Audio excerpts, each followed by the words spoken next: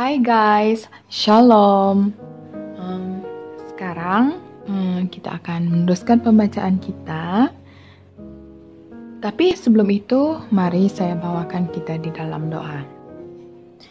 Bapa yang ada di surga Tuhan, terima kasih Tuhan, terpujilah namamu Tuhan. Engkaulah yang layak ditinggikan, Engkaulah yang layak disembah. Tuhan, sebelum kami datang kepadamu Tuhan, ampuni kami Tuhan. Ampuni kami Tuhan akan segala dosa dan pelanggaran yang kami lakukan Tuhan, baik sadar maupun tanpa kami sadar Tuhan. Bapa yang ada di surga, Engkau sucikan kami dengan kuasa darah-Mu Tuhan Yesus, agar kami layak datang kepadamu Tuhan. Bapa yang ada di surga Tuhan, sebentar lagi kami akan merenungkan firman-Mu, kami akan membaca firman-Mu Tuhan. Berbicaralah kepada kami Tuhan lewat firman-Mu ini Tuhan. Biarlah setiap firman yang kami baca itu Tuhan tertanam di hati kami dan kami dapat apply-kan di dalam kehidupan kami Tuhan. Terpujilah namamu Tuhan Yesus. Tuhan, kami juga berdoa untuk setiap teman-teman kami Tuhan.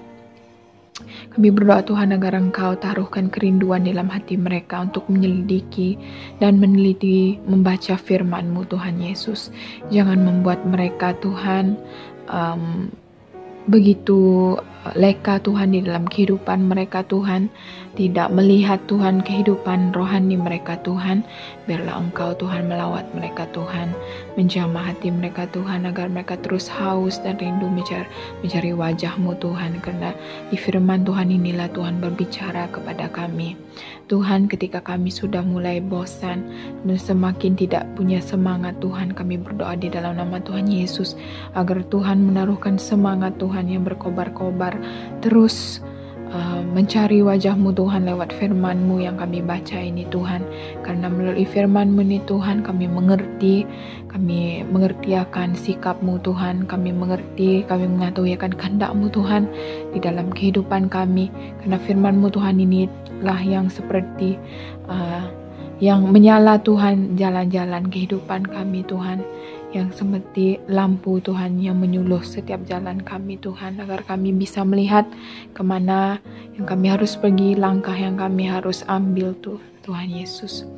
Terpujilah namamu Tuhan. Segala roh-roh kuasa kegelapan Tuhan yang coba mengganggu pikiran kami Tuhan, yang coba mengganggu konsentrasi kami Tuhan, kami patahkan di dalam nama Tuhan Yesus. Roh Kudus-Mu yang hadir, penolong-Mu yang Kau taruhkan di hati kami itu hadir bersama dengan kami Tuhan. Haleluya Tuhan Yesus, biarlah Tuhan melalui channel ini juga Tuhan, di Brief Me ini Tuhan dapat memberkati teman-teman kami Tuhan. Bagi mereka Tuhan yang sudah lama tidak membaca Alkitab ataupun tidak punya semangat Tuhan untuk membaca Alkitab ini dengan sendiri, biar mereka menemukan channel ini Tuhan dan kami dapat membaca bersama-sama di dalam roh Tuhan. Terpujilah namamu Tuhan Yesus. Di doa kami di dalam nama Tuhan Yesus kami sudah berdoa. Amin.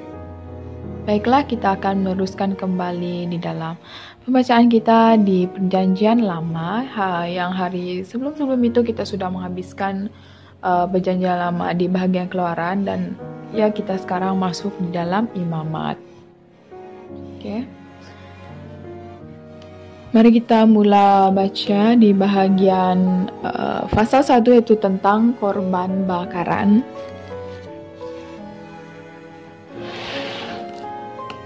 Harus pakai tanda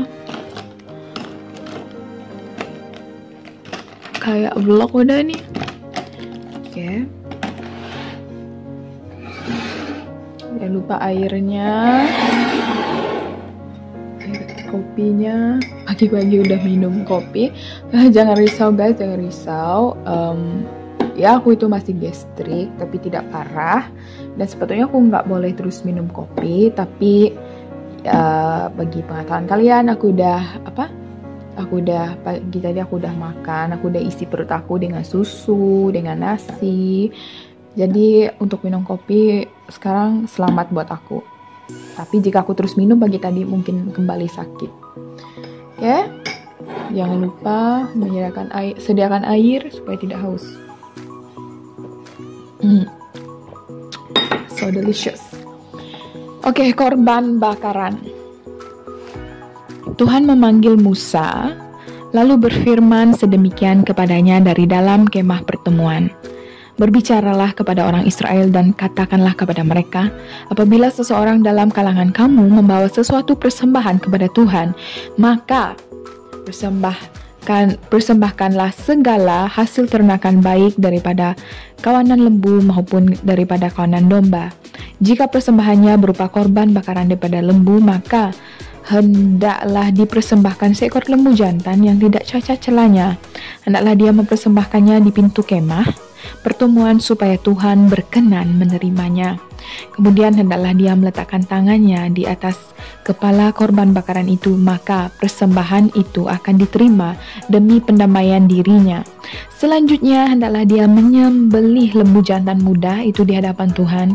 Kemudian anak-anak Harun, yaitu para imam, hendaklah memercikkan darah lembu itu ke sekeliling mezbah yang terletak di hadapan pintu kemah pertemuan itu. Hendaklah dia juga menguliti korban bakaran itu dan memotongnya untuk menjadi beberapa potongan.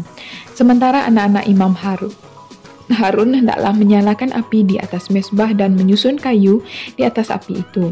Lalu anak-anak imam Harun itu hendaklah menyusun potongan-potongan korban beserta kepala dan lemaknya di atas kayu yang dibakar api di atas mezbah itu. Isi perut dan kaki korban itu hendaklah dibasuh dengan air, lalu semua itu hendaklah para imam itu menyalainya atas api di mezbah sebagai korban bakaran, suatu korban persembahan yang keharumannya diredai Tuhan. Jika persembahannya berupa korban bakaran sama ada daripada kawanan kambing atau kawanan domba, maka kambing atau domba itu hendaklah seekor jantan yang tiada cacat celah.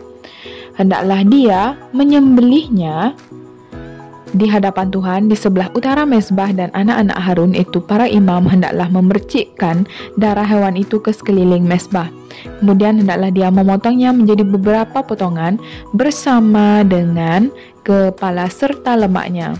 Semua potongan itu hendaklah disusun oleh imam di atas kayu yang dibakar api pada mezbah. Isi perut dan kakinya hendaklah dibasuhnya dengan air. Lalu imam harus mempersembahkan semua itu dan membakarnya di atas mezbah. Itulah korban bakaran, suatu korban persembahan yang keharumannya diredai Tuhan. Jika korban yang dipersembahkannya kepada Tuhan berupa korban bakaran daripada burung, maka burung yang dipersembahkan itu hendaklah burung terkukur atau anak burung merpati. Imam hendaklah membawa burung itu ke mezbah, lalu memulas kepalanya dan membakarnya di atas mezbah itu. Darahnya hendaklah disalirkan keluar di tepi mezbah, tembolok timur mezbah itu di tempat abu.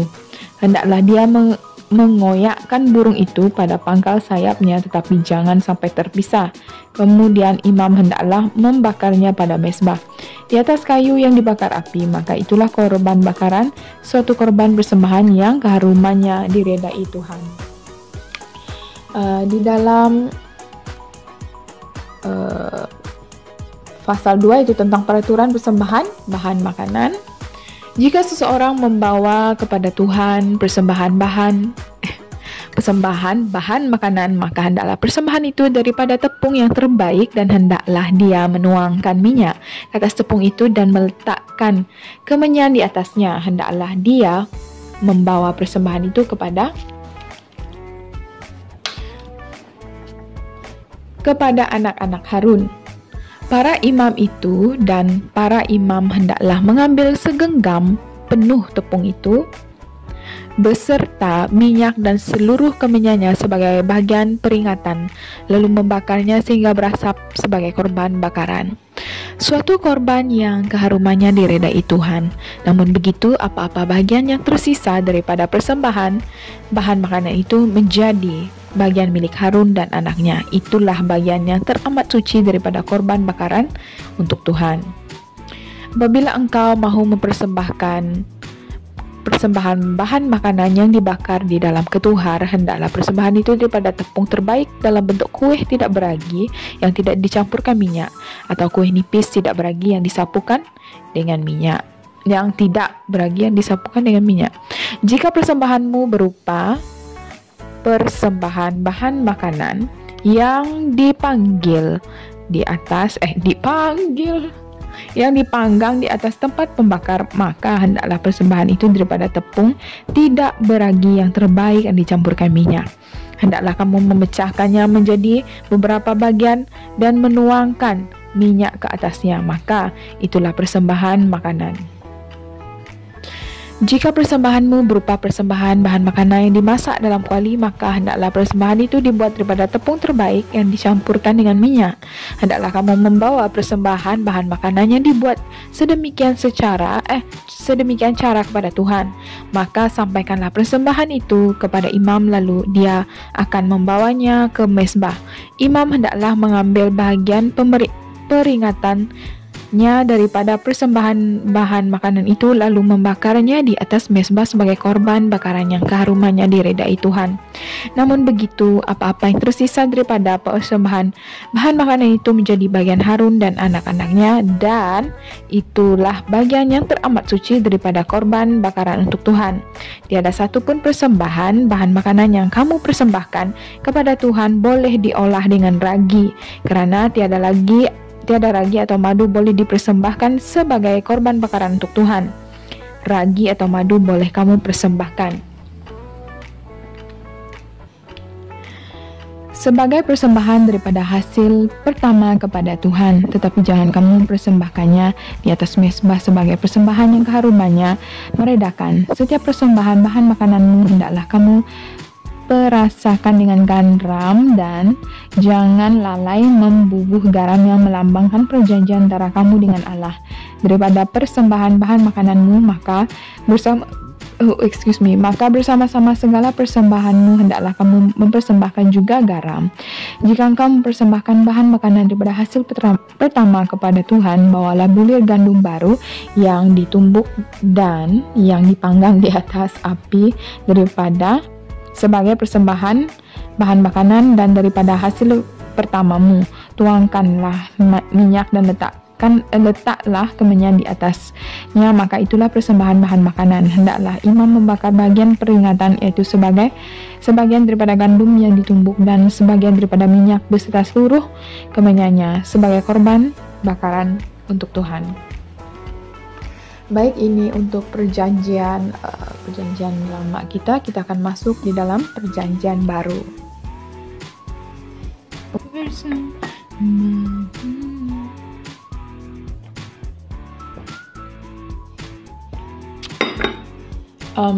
Pembacaan kita yang di perjanjian lama ini mengingatkan saya lagu Ku persembahkan hidupku kepadamu Tuhan, untuk kemuliaan-Mu ku berikan hidup ini sebagai persembahan yang berkenan padamu.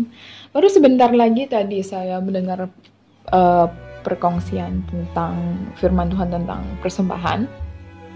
Ya, persembahan ini bukan saja menunjukkan dari apa yang pemberian kita kepada Tuhan, bukan saja dari berkat seperti itu, tapi persembahan ini adalah di mana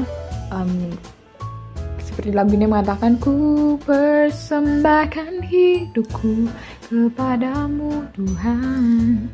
Maksudnya itu bagaimana kita mempersembahkan diri kita itu, bagaimana kita terus hidup di dalam Tuhan, hidup benar, kita hidup di dalam kebenaran, roh dan kebenaran, kita hidup gimana ya? Tapi kalian paham kan maksud aku gimana? Hidup mengenal Tuhan, hidup yang benar di mata Tuhan, kita mempersembahkan yang baik kayak gitu. Gimana kalau maksudnya itu kita meninggalkan dosa kita, seperti itu kita mempersembahkan yang kehidupan kita yang baik, hidup kita seperti maksudnya saya ini adalah kita bertobat ya, kita menyerahkan kehidupan kita di dalam tangan Tuhan. Itu dia. Ayat aku itu putar. Maaf ya, nggak akan disusun ayat. Oke, kita meneruskan di dalam Markus di mana kita berhenti di bagian perceraian. Nah, ini bukan saja untuk ibu bapak kita, tapi yang sudah nikah, berkawin. Ini juga adalah untuk bagi kamu yang ingin mempunyai kerinduan dan memang ada hati untuk merencanakan punya keluarga. Dan ayat seperti ini juga bisa menjadi pengetahuan untuk kamu dahulu lah. Ya, apabila kamu berkawin, kamu akan komitmen terus dan kamu tidak bisa bercerai. Ya, di mata Tuhan itu kamu nggak bercerai. Kalau kamu bercerai di dunia ini, di mata Tuhan enggak. Baiklah, kita teruskan.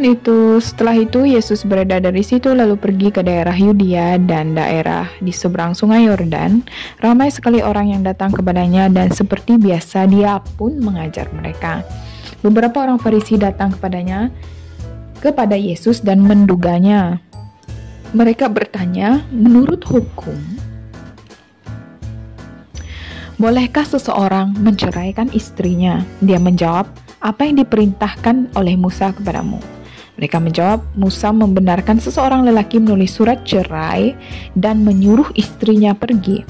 Yesus menjawab mereka, disebabkan hati kamu begitu tegar, Musa menuliskan peraturan itu. Tetapi sejak alam diciptakan, Allah telah menjadikan lelaki dan perempuan. Tetapi sekali lagi, sejak alam diciptakan, Allah telah menjadikan lelaki dan perempuan. Di bagian ini juga bahwa termentionnya dinyatakan bahwa Tuhan cuma menciptakan dua gender, ya, lelaki dan perempuan. Tidak ada yang selebih, tidak ada yang lain-lain. Seperti banyak apa yang terjadi sekarang lah. Kalian memahami apa yang saya coba katakan. And itulah maka seorang lelaki meninggalkan ibu bapanya dan bersatu dengan istrinya, lalu mereka berdua menjadi satu. Menjadi satu, guys, udah menjadi satu, darahnya itu udah menjadi satu. Di mata Tuhan itu kamu satu, ya. Menjadi satu, maka mereka bukan lagi dua tetapi satu. Apa yang telah disatukan oleh Allah jangan manusia pisahkan. Allah sudah menjadikan mereka menjadi satu, guys. Kamu bayangkan ini satu daging. Kayak gitu, udah terbentuk ya di mata Tuhan, satu daging. Pas itu kamu minta cerai, kamu ya, gunakan cara perceraian di dunia, ini satu daging ini masih melekat di mata Tuhan, itu masih sama, ya. And di dalam rumah, murid-muridnya bertanya lagi kepadanya tentang hal ini. Dia menjawab, sesiapa yang menceraikan istrinya dan berkahwin dengan perempuan lain berzina. Begitu juga jika seorang wanita menceraikan suaminya dan berkahwin dengan lelaki lain, dia berzina. Oke, di bagian Yesus memberkati kanak-kanak. Selepas itu orang membawa kanak-kanak kecil kepadanya supaya dia menyentuh mereka, tetapi murid-muridnya memarahi dia. Apabila Yesus melihat hal itu, dia sungguh tidak menyenangkannya, lalu berkata, biarkanlah kanak-kanak itu datang kepadaku, jangan larang mereka, karena orang yang seperti itulah yang empunya kerajaan Allah. Sesungguhnya aku berkata kepadamu, sesiapa yang tidak menerima kerajaan Allah seperti seorang anak kecil tidak akan masuk ke dalamnya. Yesus mendukung dan mendakap kanak-kanak itu, meletakkan tangannya ke atas mereka dan memberkati mereka. Orang kaya, ketika dia sedang melangkah ke jalan, seorang datang berlari-lari berlutut kepadanya dan bertanya, wahai guru yang baik, apakah yang harus aku buat untuk mewarisi hidup yang kekal? Yesus berkata kepadanya, mengapa kamu mengatakan aku baik? Tiada siapa yang baik kecuali Allah. Engkau mengetahui perintah-perintah Allah, jangan berzina, jangan membunuh, jangan mencuri, jangan memberi kesaksian palsu, jangan mungkir, hormatilah ibu bapamu.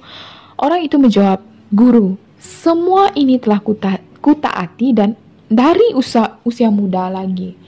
Wah, bagus anak ini ya. Yesus memandangnya dengan penuh kasih. Lalu berkata, ada satu kekuranganmu.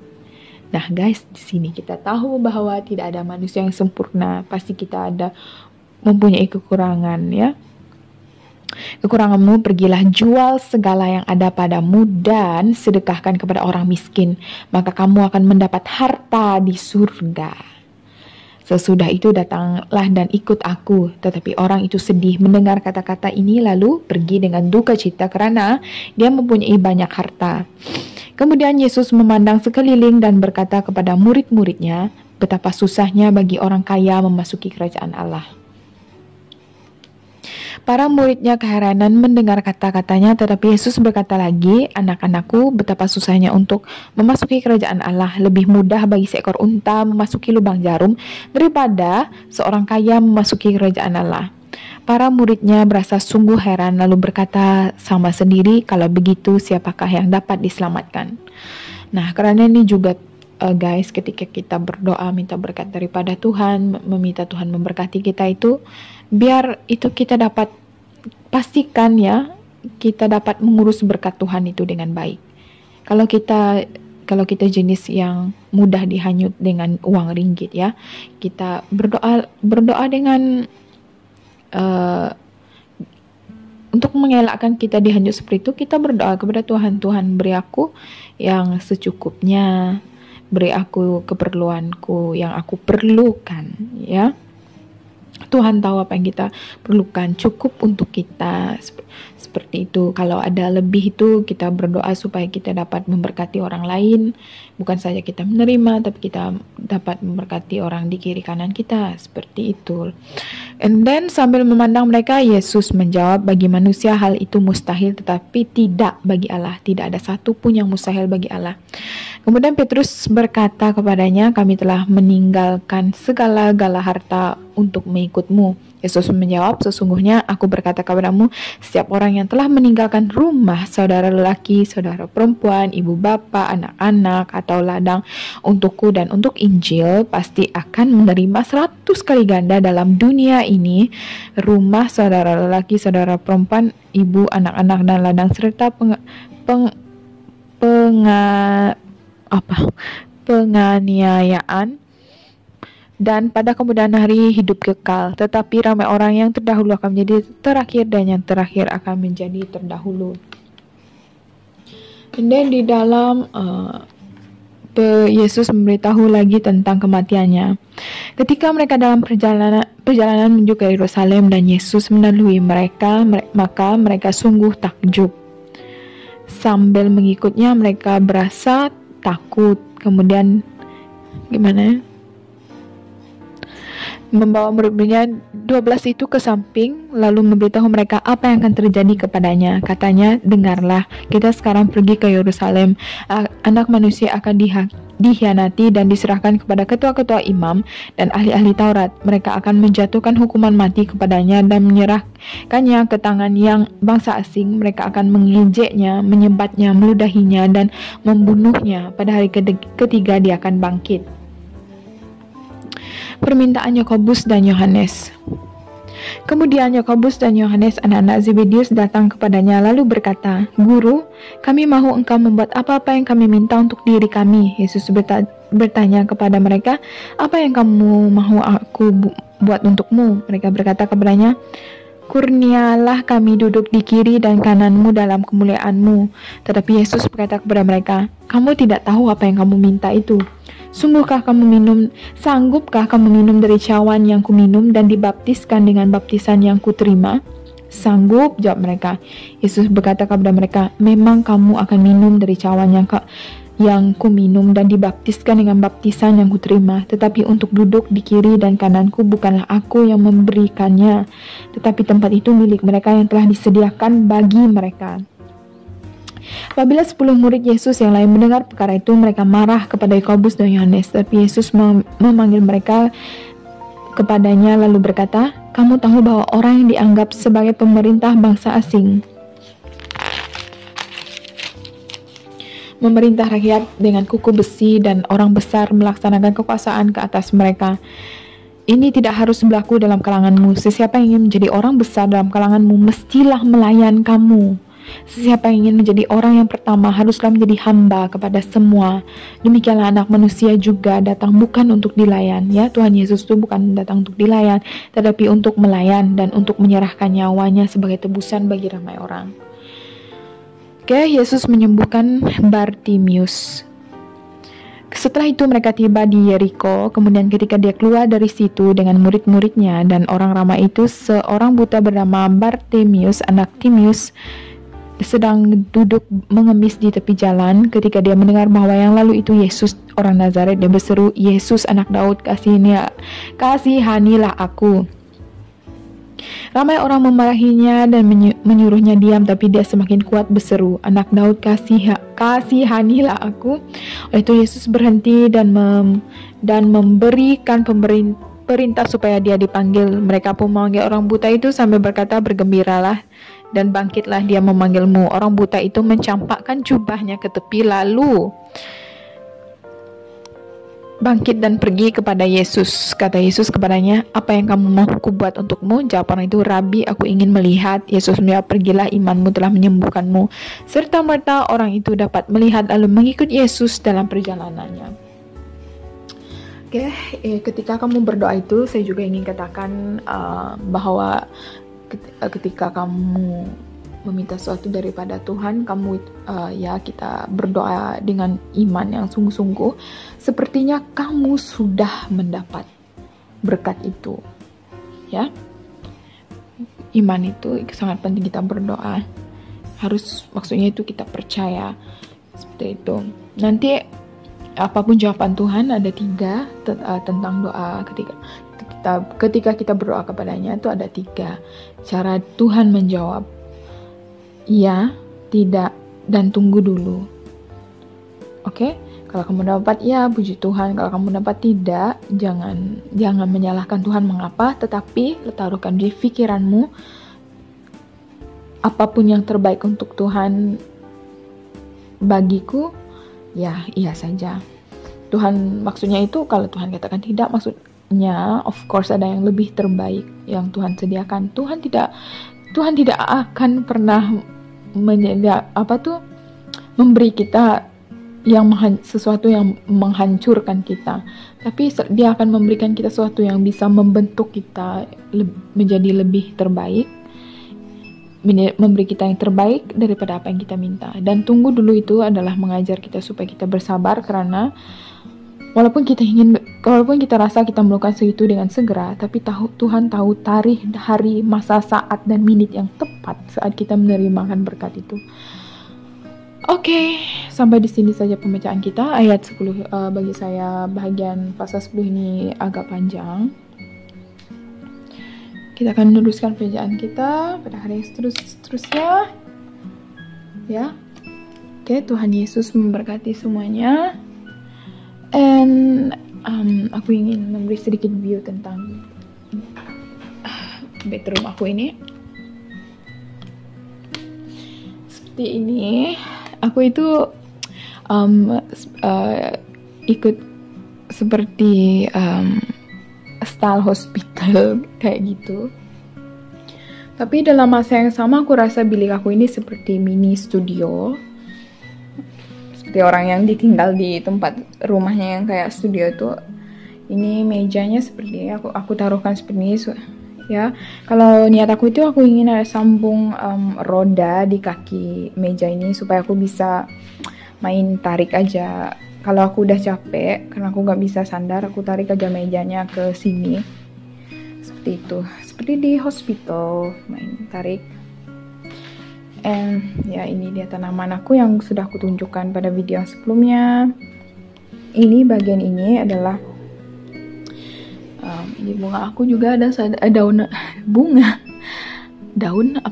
plan aku juga letak di sini. And ini adalah buku yang aku pakai untuk kelas aku ada 6 subjek untuk semester ini. And yang di bagian bawah ini aku ingin membuat tempat like my mini kitchen, tempat untuk barang makanan aku. And ya, ini stiker ini bukan aku yang buat guys, ini udah lama di sini. Anak kepada tuan rumah ini yang udah membuatnya kayak gini. And then ini adalah barang-barang yang aku jual, inu aku, semua apa orang bilang, semua ada di dalam sana. Dia punya manik-manik. And ya aku punya, ini adik laki aku ya sedang isi UPU untuk sambung ke universitas. Dia duduk di sini. And ini dia, di sini aku sering makeup, main makeup. Ini semua produk yang aku pakai sekarang. Ini bukan air kencing guys, ini aku buat mask muka aku sendiri. Nggak bisa beli, nggak ada duit. Jadi bukan nggak ada duit, aku rasa selagi aku masih bisa buat sendiri, aku buat sendiri. Kecuali yang aku nggak dapat, jadi aku beli. Itu pun jarang sekali. And then yes, and saya juga kasih tahu sama guys semuanya bahwa to always wear your sunscreen. Itu aja. Dan ini sebenarnya bukan aku punya. Ini sepatutnya di bilik mama papa aku. Tapi mereka kesiankan aku sih, karena bilik ini pertama kali aku pindah di sini benar-benar kosong. Aku nggak ada cermin, nggak ada apa-apa.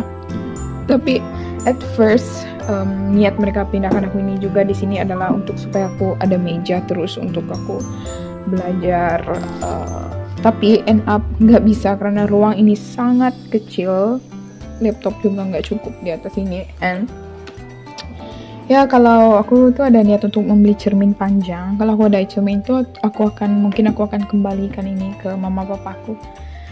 And ya, aku di bilik ini benar-benar kosong, nggak ada perabot. So papa aku membuat tempat baju ini untuk aku.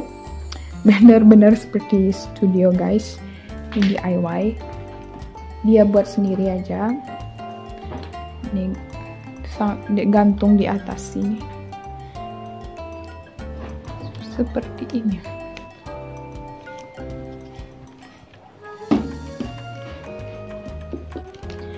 Oke, seperti itu. Di sini aja. Aku ada bagian tas aku taruhkan di sini. Mami Malaysia boleh. Aduh, nih taruhkannya di sini. Aku cover yang dinding itu, yang catnya udah terkupas. Bilik ini kami nggak pakai di sebelum ini karena bilik ini sangat panas guys. Sebab itu sampai catnya terkupas. Karena pada jam tengah hari kayak gitu, mataharinya akan dipancar di bagian ini. Jadi dindingnya jadi panas. Dan kayak gitu. Jadi maksudnya aku itu dalam jam 11 sampai jam 4 petang itu aku itu kepanasan dalam bilik ini. Aku menghadiri kelas panas seperti itu. Dan ini aku taruhkan kainnya, bagian yang belum aku kemaskan. Ada bag tasnya juga, dan aku belum kemaskan, sorry guys. Ini aku punya hair wig, hair extension. And then semua yang kotak di bawah ini adalah aku punya barang accessory tradisional tradisional aku. Ini lampu tidur aku taruhkan di sini. And ya yang satu masalah bilik ini adalah sangat panas, tetapi cahaya yang datang dari bilik ini sangat bagus. Karena itu kadang kualitas video aku itu sangat bagus. Nah, cahayanya ini belum lagi cahaya yang sempurna. Nanti pada jam dalam kira-kira I think 11 kayak gitu sampai jam 4 itu cahaya di bilik ini sangat bagus, tetapi sangat panas. Ya. Tuh bilik. Sorry guys, itu emas itu aku gunakan untuk pencobaan manik aku supaya aku bisa lihat gimana bagus. Ini aku jual maniknya kayak gini.